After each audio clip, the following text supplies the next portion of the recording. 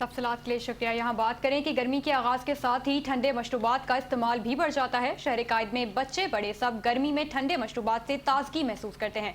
इस वक्त 5 न्यूज़ के नुमाइंदे आसिफ शर्मीला शहरियों के हमरा मौजूद हैं। मजीद उनसे जानेंगे। आसिफ, बताइएगा कि गर्मी से सताए शहरियों का क्या कहना है?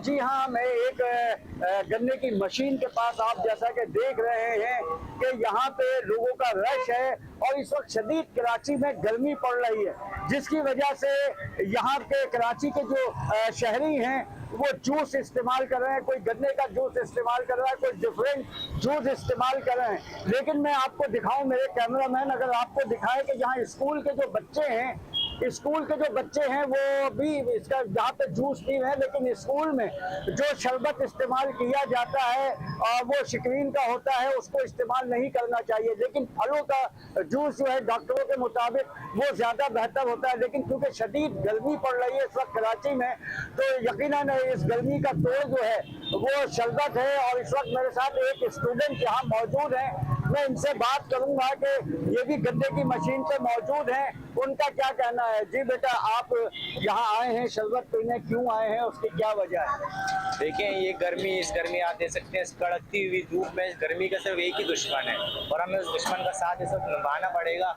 और वो दुश्मन है शरबत।